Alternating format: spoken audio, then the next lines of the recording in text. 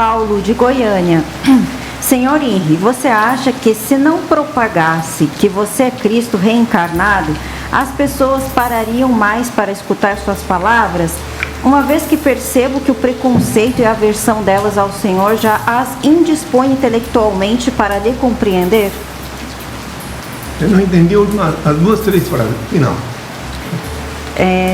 Uma vez que percebo que o preconceito e a aversão delas ao Senhor já as indispõe intelectualmente para lhe compreender. Essa pergunta dele é uma pergunta razoável, só que tem uma coisa ali que falhou.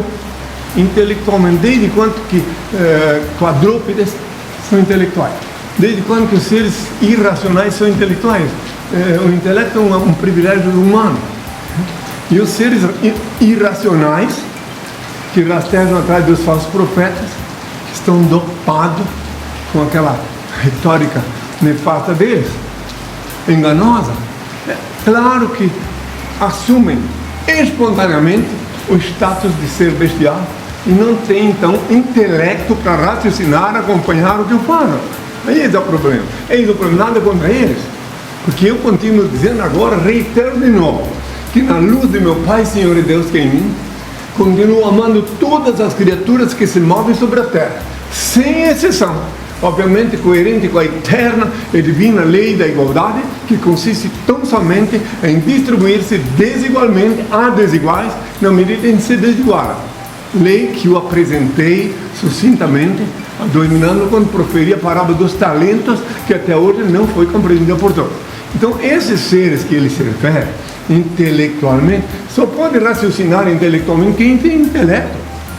Então, porque os animais pensam assim, os quadrúpedes, os bípedes, as aves, eles pensam, só que não podem raciocinar intelectualmente, porque o limite deles é óbvio e o lunar. Então, esse é aquele limite. Só depois que o animal passou pelo processo evolutivo, conforme, inclusive, inspirado por Deus, Darwin, explicou, a Nashimada, 2.000 e poucos anos atrás, também. Aí depois que ele recebe o status humano, que ele começa a raciocinar como humano. Atualmente tem muitos bípedes aí que reencarnaram precocemente com uma indumentária carnal igual a dos humanos, mas que não raciocinam como humanos. Então, mas isso não adianta eu falar sobre o Altíssimo, falar que Deus é onipresente, onisciente, onipotente, e que como Ele é onipresente, ninguém pode fugir dele nem na hora de cometer um pecado. Ele vê tudo. E assim você não precisa de ninguém para religar com Ele. E todos os escravos das religiões são, obviamente, contra mim. Então, longe bem uma coisa: se Deus é onipresente, vivifica cada célula de vosso corpo e cada partícula de vosso sangue, e não podeis fugir dele nem na hora de cometer um pecado, que ele vê tudo, por que necessitais de um malandro, um espertalhão, para vos religar com ele? Por quê? Para quê? Para rastejar atrás dele, para dar o dízimo de vosso salário sofrido para ele, para pagar sacramentos que nunca tiveram a ver com o céu? Pensem, meditem. Eu tenho a obrigação de falar a verdade. A verdade, reitero uma vez mais, é uma fera perigosíssima, que ninguém gosta de vê-la aqui na Terra solta. Quase ninguém. É aí onde que eu falo, e na hora que eu falo é óbvio que eu vou ferir muita suscetibilidade daqueles que têm espaço para suscetibilidade. E é claro que aqueles que tentam raciocinar e são asfixiados por um ambiente de manada, também, enquanto não saírem do ambiente da manada, não conseguirão raciocinar. Eu compreendo a todos, e como eu disse ainda há pouco, eu amo todas as criaturas que se movem sobre a terra. Eu não posso obrigá-los a me amar. Certa feita lá em Curitiba, lá em São Paulo, eu fui num programa de televisão pública, e como eu estava acostumado a ver falarem abobrinha na minha orelha, a me xingar, enfim, aquele dia eu disse para eles, para todos que me ouvissem: reconheço o vosso direito de pensar e dizer o que quiserdes, desde que me respeiteis o direito e dever de esclarecer quem sou. Não escolhi ser Cristo, não posso vos obrigar a saber quem sou, mas isso não altera a minha realidade. Pensais que é fácil, obediente a meu Pai, andar indumentado assim? Os ignorantes zombando de mim? Ainda que os malignos condenaram Galileu, a terra continua gravitando em torno do sol. O sol brilha, e mesmo que todos duvidassem, ele continua sendo o sol. Assim também, ainda que a maioria dos terráqueos não veem, não creem que eu sou Cristo, continua sendo o mesmo que crucificaram. Então eu disse ainda mais, que não me é dado a abrir a cabeça do Nécio com um serrote, introduzir-lhe um bilhetinho. Acorda-te, ignorante, acorda-te. Eu sou enriquecido pelo dom. Não dá. Eu tenho que deixar as águas passarem.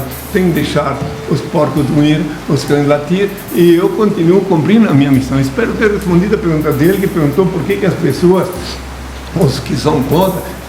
Outra coisa, não vos esqueçam que há 2000 anos eu falei sobre isso. Há 2000 anos eu deixei bem claro que quando eu voltasse, está em Lucas 17, versículo 25 a 35, que quando eu voltasse seria a priori rejeitado por minha geração. Ainda para aqueles que pensam que a rejeição já aconteceu há 2000 anos, que também foi uma rejeição, agora na sequência está escrito nesses versículos que eu citei, Lucas 17, versículo 25 a 35, que assim como foi nos tempos de Noé, comiam, bebiam, casavam-se, davam-se núpcias, até o dia em que Noé entrou na arca, veio o dilúvio, consumiu a todos. Assim será o dia que o Filho do Homem se manifestar. E são esses dias atuais que eu ainda estou bebendo a última porção do cálice amargo da reprovação. Que tenham todos a minha paz.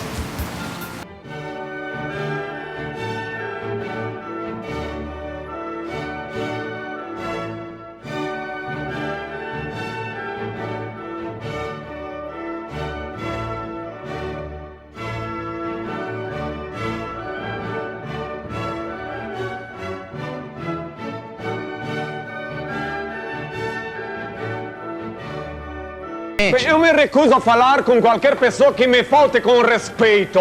Porque eu não voltei aqui para ser julgado, voltei para julgar os vivos e os mortos. Me ponho à disposição para responder perguntas na medida que respeitem o meu direito de responder.